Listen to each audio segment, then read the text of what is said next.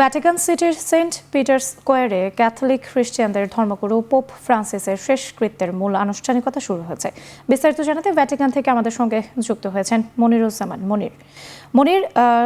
শেষকৃত্যে যোগ দেওয়ার কথা রয়েছে ডক্টর ইউনুস এবং ট্রাম্পের। এছাড়া কোন কোন নেতারা যোগ দিয়েছেন এবং সেখানে সর্বশেষ পরিস্থিতি আমাদের জানাবেন।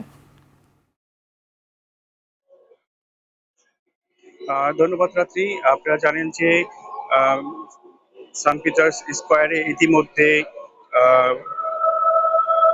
ফ্রান্সিসকো যে তার যে শেষকৃত্যে যে আজকে অনুষ্ঠান অনুষ্ঠিত হচ্ছে, সেখানে ইতিমধ্যে বিশ্ব নেতারা যোগ দিয়েছেন। সেখানে রয়েছেন অন্তর্বর্তীকালীন সরকারের প্রধান উপদেষ্টা ডক্টর ইউনুস।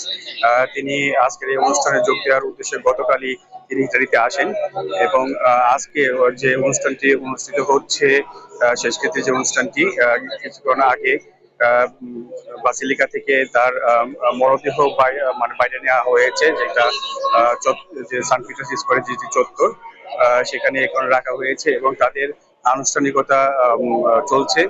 এবং সেখানে প্রায় 150টি দেশ থেকে বিভিন্ন রাষ্ট্রপ্রধান, সরকার প্রধান এবং বিভিন্ন পর্যায়ের শীর্ষ নেতৃবৃন্দরা তারা এখানে উপস্থিত হয়েছেন এবং এই সেন্ট পিটার্স স্কোয়ারের এই তাদের ধর্মীয় যে আচার অনুষ্ঠান আছে সেগুলো শেষ করার পরে প্রায় দীর্ঘ 4 কিলোমিটার রাস্তা অতিক্রম করে এই পিয়াসা সান্তা মারিয়া মাগgiorete আসবেন। এই সান্তা মারিয়া মাগgiorete এই গির্জার ভিতরে তাকেই রাখা হবে এবং এটি চলবে, যেটুকু আমাদের জানিয়ে রেখেছে যে ভ্যাটিকানের কর্তৃপক্ষ, প্রায় 2টার নাগাদ শেষ হওয়ার কথা।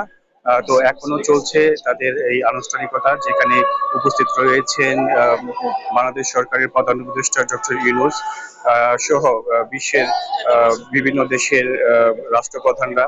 সেখানে ডোনাল্ড ট্রাম্প রয়েছেন, সেখানে ফ্রান্সের প্রধানমন্ত্রী রয়েছেন, সেখানে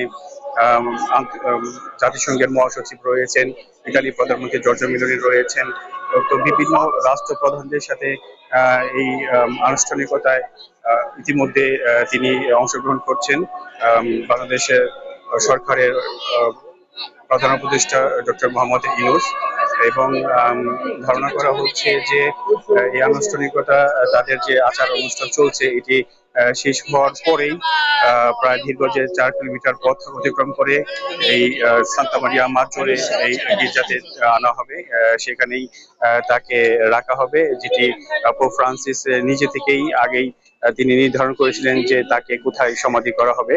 এবং এটি 100 বছরের পরে কোনো পোপের ভ্যাটিকানের বাইরে এই সমাধি হতে যাচ্ছে, যিনি সকলেই চেয়েছেন যে তার এই শেষকৃত্য অনুষ্ঠানে অংশগ্রহণ করতে।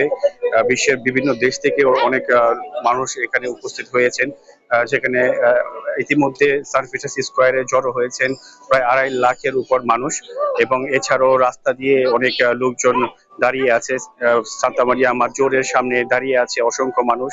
তারা অপেক্ষা করছে সেন্ট পিটার্স স্কোয়ারের যে আনুষ্ঠানিকতা আছে সেটি শেষ করে এখানে আনা অবধি পর্যন্ত।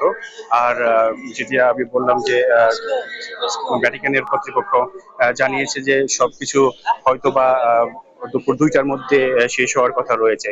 রাত্রি এই ছিল সর্বশেষ শেষকৃত্য অনুষ্ঠানের।